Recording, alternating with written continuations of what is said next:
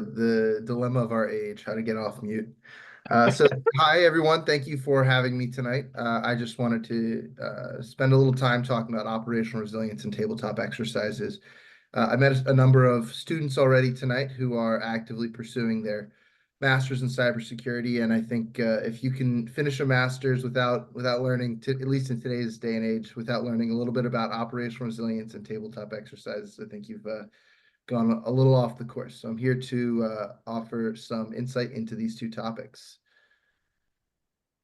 So quick agenda. Who am I? Who am I representing? I'm here with the Business Resilience Foundation Federation with Global Resilience Federation. And we do a lot of things. I'll talk about that in detail. I'm going to show you a little bit about the ORF, talk to you about what tabletop exercise is, how it kind of is changing to address not only that traditional IT challenge, that BCDR challenge, but to include operational resilience, how it's changing to incorporate multiple organizations. We're starting to see certain regulatory bodies requiring you to test with your third parties. So we're starting to look at how that is changing. And I'm going to encourage you to come join this very special event that we're hosting on December 11th. On December 11th, apologies for the slide being a little old. We'll be running this tabletop exercise for the second time. It'll be a multi-sector exercise. It starts with a payments disruption, but it really spirals into a lot of different components of your business, whether it's data restoration, reputation management, third-party risk. There's a huge number of elements in play here that are going to be really interesting for you to explore.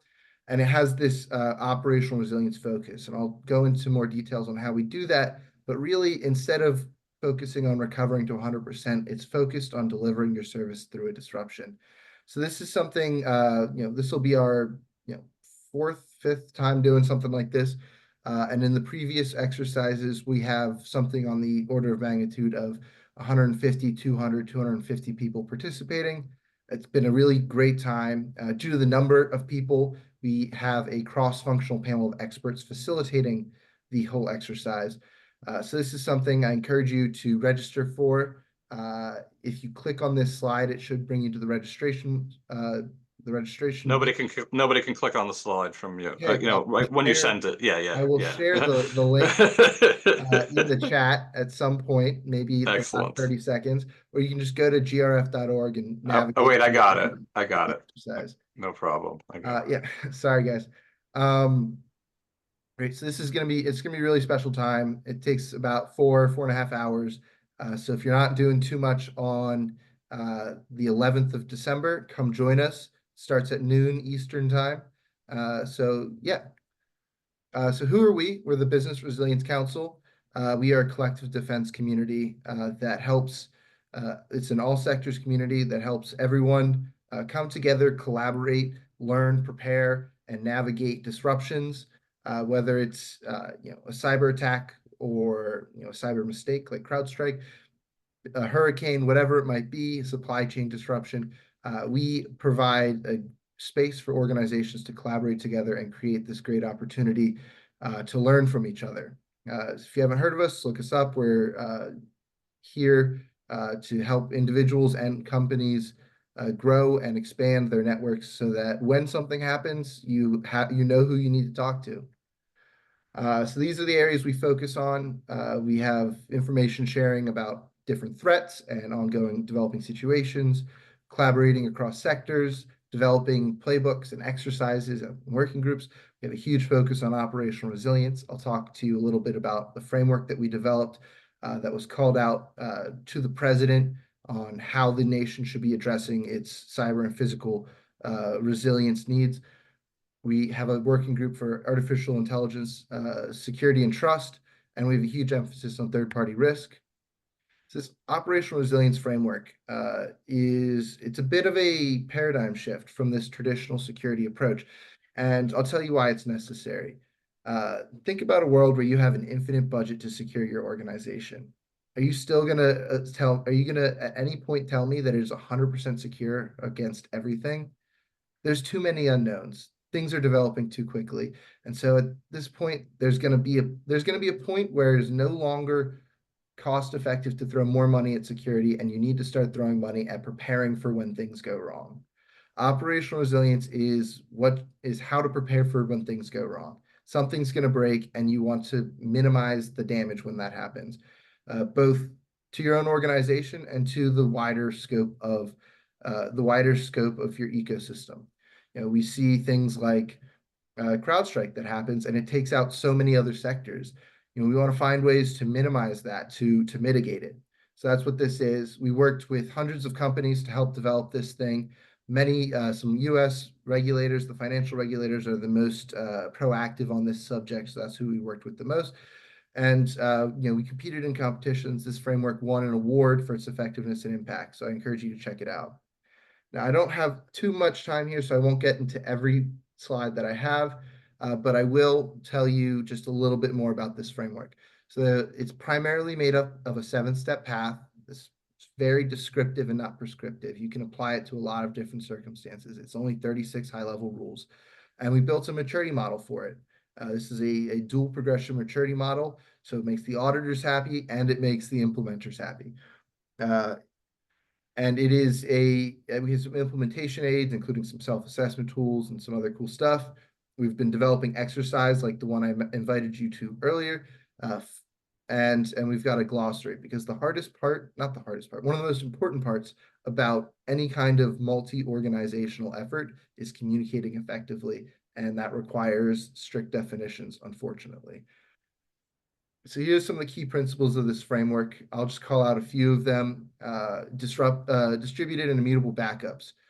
In today's day and age, it's not enough to preserve your data in one place where it can be overwritten. We've seen ransomware. It's been around for a long time now. We know that you have to take some extra steps, and that's not the only use case here. There's not a lovely, but it's a very poignant story about a data center in France that was not one data center, but 6. And we had organizations distributing their backups across it. And we had a huge fire that took out data centers 1 and 2. And there were companies that had their backups in one and all of their cloud-based production environment in the other. And when they both burned down, those organizations ceased to exist. So that really shows you need to be distributing your data geographically and in an immutable format, so that no one can destroy it, no matter how hard they try, because that data has to be there. I'll point out one other one before we go to the next slide here, and that's minimum viable service levels. Think about minimum viable service levels are a concept around when does a service stop being useful. Email is a great example of this because it's super simple to talk about. Right now, your email is working on, a second delay or something, where you're getting, if an email is sent, you're receiving it a second later. You're getting new emails every second. But there's a point somewhere between getting emails once a month and getting emails once a second where you might as well not get an email at all. Understanding that for your own service is what this minimum viable service level is. At some point, a service is not worth maintaining, but when something is going wrong, when something is being disrupted, it is worth still keeping your service operational up to a point. And figuring out, understanding how to do that, that's what this operational resilience framework is all about. So here's this 7-step path. It starts with building a foundation. It's all this traditional cybersecurity stuff that you all know more about than I do. I like to learn about it, but you all spend a lot of time working in it on a day-to-day basis.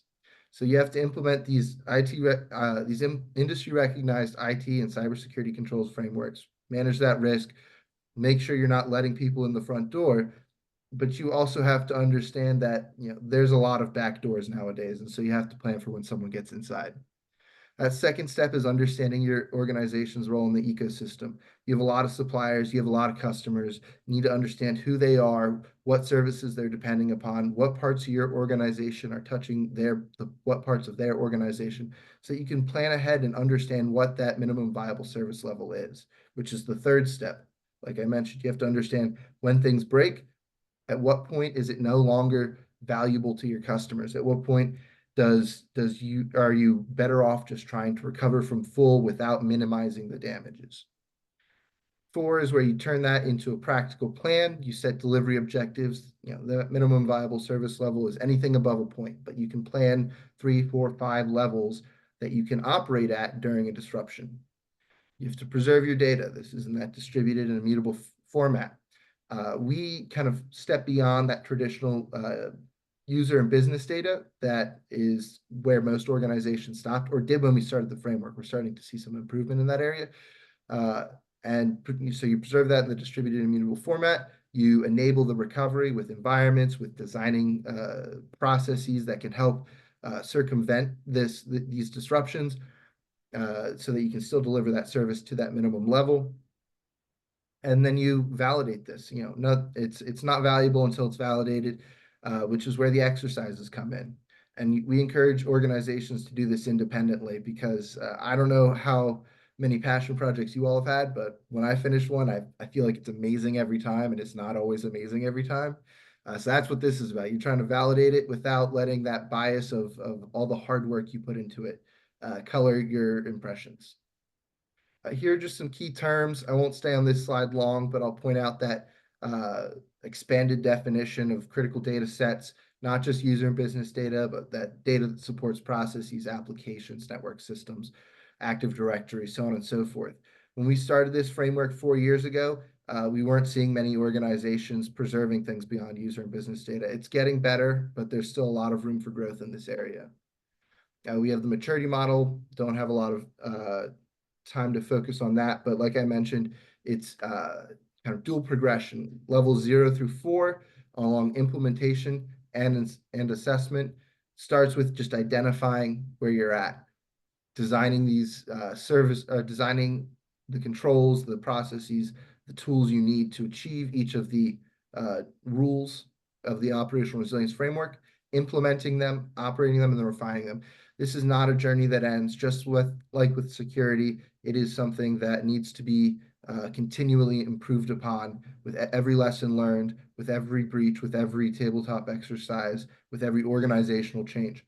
On the other side of this is that assessment, validating that you're actually completing this, that your performance is what you expect it to be.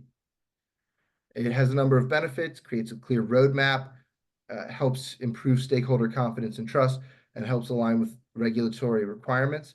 But really, the most important part here is that it creates that clear roadmap.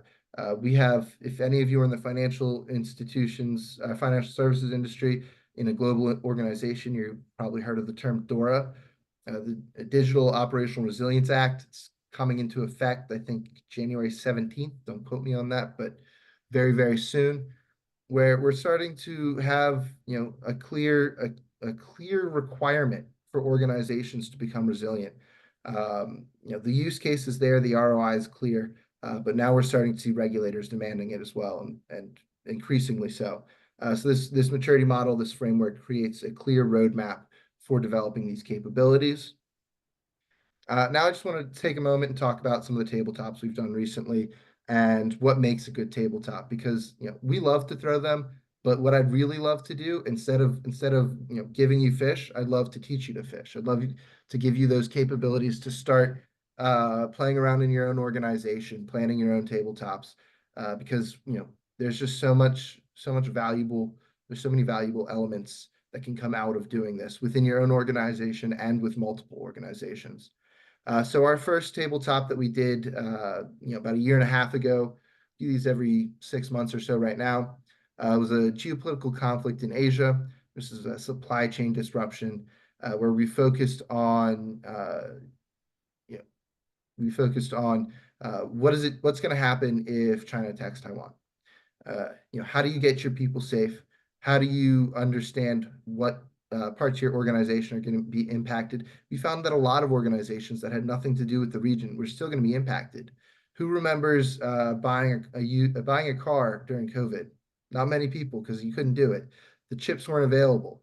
That is exactly the kind of impact we would expect out of this scenario. And this is something we're seeing as increasingly likely, as China has told its army to prepare for war, and they're doing so by pretending to blockade Taiwan. So this is a real scenario that we practiced a year and a half ago that is highly likely to, or not highly likely, I won't go that far, but it is, very concerning to think about.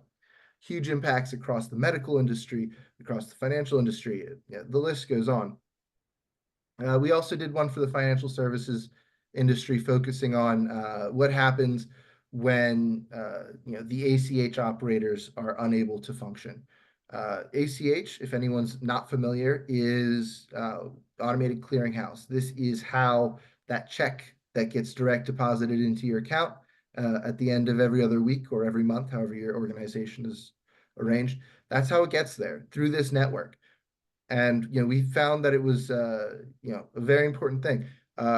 Injects that we included were around the network going down, the failure being large in scope, active threat actors that were creating misinformation campaigns, and impairing the operations in numerous ways. Then our final tabletop, the one that I just invited you to, is about third-party resilience. It starts with a widespread payment failure. There's some misinformation challenges. Wiperware gets involved at one point, and you potentially even get cut off from your vendors, depending on how you play out the scenario. So we're looking at what's an acceptable impact from your payment systems being disrupted. At what point do you turn off your service? Just for a little context here, does anyone remember when Colonial Pipeline went down? That is exactly what happened to them. Their payment service was disrupted. They didn't know how far it had spread, what had happened, but they knew that they were not going to get paid because they couldn't bill people. So they turned their whole service off. Clearly, there was a better option available to them, something that wasn't going to be so impactful that they could have done. But they didn't think ahead. They didn't consider being resilient. They just considered how to minimize their own loss. So there's somewhere in between protecting yourself and protecting your customers that is where you actually want to be, and that's what this exercise is partially exploring.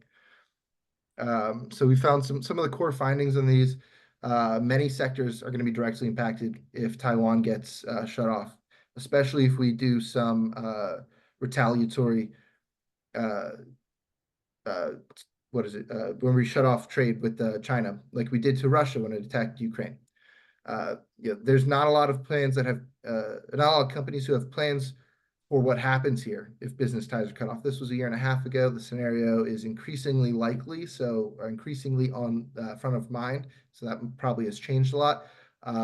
But when this happens, you're going to have to act very, very quickly if your organization has anything in that region, or if you depend upon other organizations that depend on this region.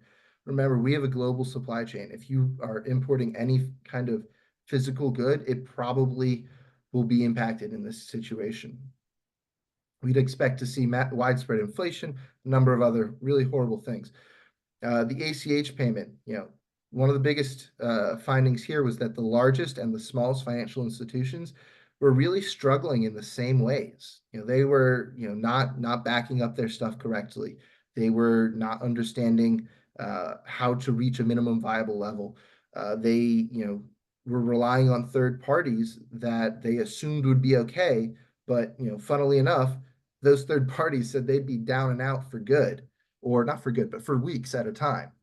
And this exercise that we're doing now, we've only run it once. We usually like to do it twice before calling the core findings, but we saw that third-party dependencies are a significant challenge in resilience. It's not news to anyone, but it is still a core finding. Impacts to your sector will result in reputational harm for your organization. Whether your org is impacted by a cascading failure or not, people are still going to connect you with that. They're going to think of you and think of that disruption in the same thought. So understanding how to navigate that, having a plan in place is really important. I'll move on because we are almost out of time.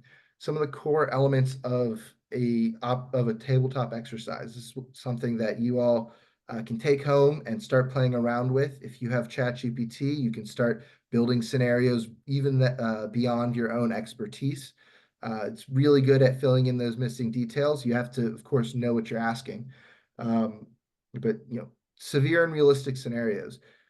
These tabletop exercises, if you've navigated it and didn't break a sweat, you've done something wrong. You want to struggle, you want to learn. This needs to be creating a finding, something worth learning and doing and growing from. There's an emphasis on critical functions, whether it's data restoration or customer service. There's some sort of emphasis there's some sort of focus here that you are emphasizing, and it requires cross-functional collaboration. Tabletop exercises have this magical ability to bring people together. You won't normally see legal, PR, leadership, cyber all in the same room talking about something without a bunch of people being very frustrated. But in tabletop exercises, just like in incidents, they're all in disaster recovery mode. Everyone's trying to make it work. So this is a great time to get to know the people in your organization that when something goes wrong, you should be friends with. There's some clear differences that we'll see if you're trying to do a more BCDR exercise versus an operational resilience exercise. That BCDR is usually going to have a more technical focus. Really, full restoration is the success criteria. Usually, you're trying to minimize how long it takes. That's that RTO, that RPO. And you're usually focused on some sort of internal metric, some sort of internal disruption, whether it's ransomware, which is super common, or some other element it's impacting your organization fully internally, while operational resilience is that service focus. How do I deliver my service despite X, Y, and Z? Not how do I recover X, Y, and Z? Uh, Service delivery is that success criteria where you're trying to restore fully. We don't care if you restore fully. We just care if you're delivering that service at that minimum viable level. Understanding how to do that, taking that next step, that's what an operational resilience tabletop is about. And this explicitly includes external dependencies and disruptions as part of the focus. So there are, major communication implications.